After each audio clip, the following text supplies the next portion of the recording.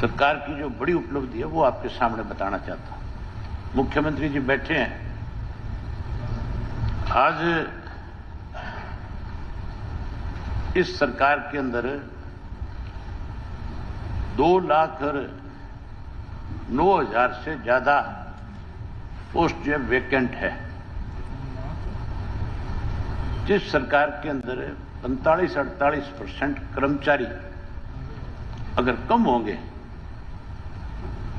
वो सरकार कभी भी प्रोग्रेस नहीं कर सकती, आगे नहीं बढ़ सकती।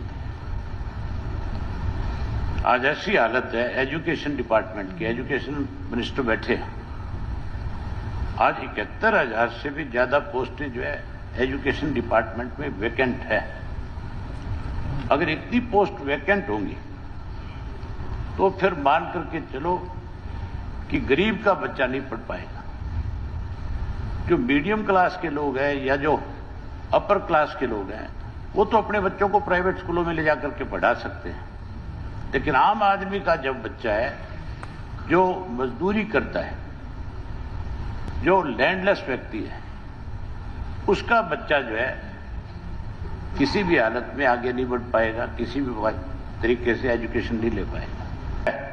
जबकि टोटल पोस्ट 25,000 है, मतलब 50% से भी ऊपर 60% के करीब पोस्टें जो वेकेंट है।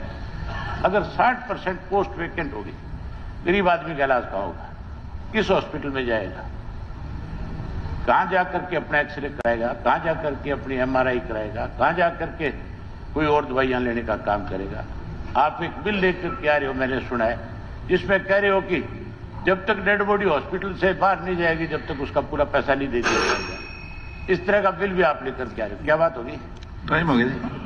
आपको इसीलिए बैठा रखा है? नहीं, आपका आधा मिनट है, आपने बाइंड अप कर लिया आधा मिनट में। 1 मिनट पहले आपने बोल दिया था। सर, आपको तकलीफ हो जाए, वो देखा आपकी तरफ हट देशी बजा पहले बोल रहे थे, उसमें काउंट होगा। पहले टाइम से पहले बोले था। 2-3 चीजें मैं वो बता दूं। बस एक चीज बता दूं, काम की बात बता रहा हूं, कोई गलत नहीं बता रहा। इरिगेशन डिपार्टमेंट बहुत महत्वपूर्ण डिपार्टमेंट है। इरिगेशन डिपार्टमेंट के अंदर भी आपको हैरानी होगी सुनकर के 20,463 टोटल पोस्ट है, जिसमें से 12,144 पोस्टें वेकेंट है। जो कृषि से जुड़ा हुआ मामला है, किसान से जुड़ा हुआ मामला है, रोज कि एक तो जो इन्होंने 187 करोड़ रुपया जो, जिसमें सिर्फ और सिर्फ 65 करोड़ रुपए का भुगतान किया गया है, वो भुगतान अब तक क्यों नहीं हुआ? ना होने का क्या कारण है?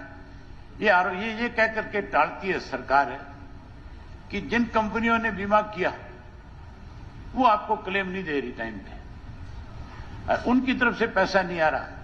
और उसमें पता है अड़चन क्या डालते हैं? किसान का नाम गलत डाल देते हैं। मेरे नाम से अगर मैंने कोई इंश्योरेंस कराया है तो मेरे नाम के आगे पीछे कोई छोटा मोटा अक्षर हटा देंगे और उसकी वजह से फिर मुझे लटका करके छोड़ देंगे, और मैं उसके लिए बैंकों के धक्के खाता फिरूंगा, सरकार के धक्के खाता फिरूंगा। किसान को सबसे बड़ा नुकसान जो है सरकार की तरफ से है। सरकार की अगर नीयत ठीक हो तो जिन बीमा कंपनियों ने इनसे इंश्योरेंस का पैसा लिया है, उनसे उनका पैसा दिलवाया जाए। ये बताए कि ये पैसा कब तक देंगे। और दूसरा, जो मुख्यमंत्री की घोषणा थी 7,000 वाली, उसका क्या हुआ? क्या वो पैसा किसान तक पहुंचा? जो लोगों के मकान टूट गए, जिन लोगों के पेपर जो है ना वो स्टे में लटके बैठे हैं, अनेकों जो है ना CET IIT के इंस्ट्रक्टर की ज्वाइनिंग रुकी है, TGT की जो है ना 7400 उनकी वो ज्वाइनिंग रोकी पड़ी है। ये हालात आज हमारा बेरोजगार ऐसी दशा से जूझ रहा है कि सरकार उसकी प्रति कोई वो नहीं, जवाबदेही नहीं है।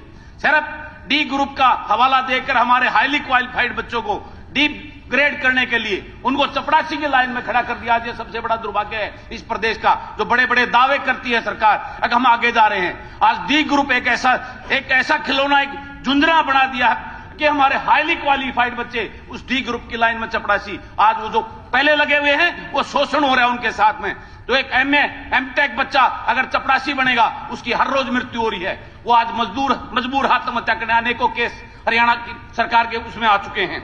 उसके बाद अभी भाई अरुण ने बताया कितना बड़ा अपराध बढ़ रहा है, उसकी मेन वजह है हमारी पुलिस का डिमोरलाइज होना, पुलिस में कर्मचारियों की कमी होना, उनको अच्छा वेतन ना मिलना। जो सरकार ने दावा किया था उनको हरियाणा, पंजाब के, हिमाचल के और चंडीगढ़ के बराबर जो वेतनमान हरियाणा पुलिस को देंगे और उसकी कर्मचारियों की पूर्ति करेंगे, वो कमी की वजह से और कम सैलरी होने की वजह से आज हमारा पुलिस विभाग डिमोरलाइज है। सरकार अनेकों दबाव से उनसे गलत काम ठीक काम सब करवाती है, लेकिन उनका ध्यान देने की तरफ सरकार का वो नहीं है, जिसकी वजह से अपराध बढ़ता जा रहा है। वो अपनी पूरी ईमानदारी निष्ठा से अपनी ड्यूटी नहीं कर पा रहे, जिसकी वजह से ये सारी चीजें सामने आ रही हैं।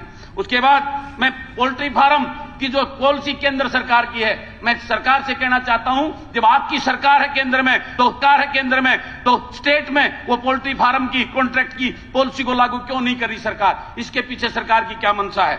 उसके बाद एचकेआरएन ऐसा एक शोषण का युवाओं का माध्यम बन गया है, जिसमें युवाओं को जब जरूरत होती है, जब मंडियों में जरूरत है, 18 दिन के लिए उन युवाओं को भर्ती कर लेते हैं, 18 दिन के बाद नोटिस देकर बाहर कर देते हैं। क्यों उनका अपमान किया जा रहा है? उनके हालात से खिलवाड़ किया जा रहा है। सरकार को इस पे चिंता करनी चाहिए।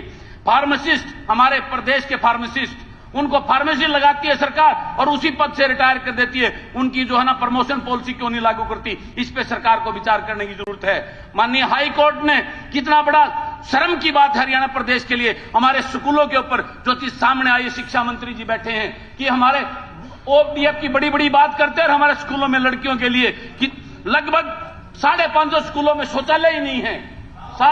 ये कोर्ट का वो है, आपका पीने का पानी नहीं है, बिजली का कनेक्शन नहीं है, 8000 जैसे कमरे नहीं है, 10 लाख।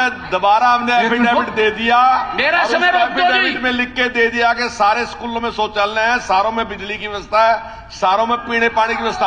आपको कई बार देख लिया, लेकिन जानबूझ के नहीं, आपको भी पता है, आपको भी पता, हमने कई बार कह लिया, आपको पता है, आपको भी पता है इस बात का कि हमने इसकी जानकारी दे दी। ये मई का एफिडेविट था, जो अब एफिडेविट दिया उसमें हमने सारी दे दी। ये कोर्ट का वो करे 10,275 करोड़ रुपए आपका वापस दिया है मंत्री जी, आप यूज नहीं कर पाए उसको। ये बड़ा दुर्भाग्य है। आप शराब माफियाओं का आतंक, यमुनानगर अंबाल में 20 से ज्यादा लोगों की मृत्यु होना, ये अपने आतंक, यमुनानगर अंबाल में 20 से ज्यादा लोगों की मृत्यु होना, ये अपने आप में बहुत बड़े शर्म की और दुख की बात है। आज किसान खाद की लाइन में खड़े हैं, उनको खाद नहीं मिल रहा है, खाद मिलता है तो धक्के से दूसरी चीजें उनको तोपी जा रही हैं। इस बात के लिए सरकार क्या कर रही है? बड़ी दावे करती है, धरातल में कुछ नहीं। मनरेगा मजदूर जो एक रीढ़ की हड्डी है, उनको क्यों काम प्रॉपर नहीं दिया जा रहा? क्यों उनको मान दो 600 रुपए नहीं दिया रहा? ये सरकार गरीब का सिर्फ शोषण करके 5 किलो अनाज पे उनकी वोट लेने में तुली है। उनको उस दलदल से बाहर निकालने की चर्चा क्यों नहीं करी? ये बड़ा चिंता का विषय है। माननीय उपाध्यक्ष महोदय, हर खबर का मतलब ब्रेकिंग न्यूज नहीं, हर बहस का मतलब हंगामा नहीं। हरियाणा की सारी खबरें केवल हरियाणा बुलेटिन पर, सीधी बात, नो बकवास।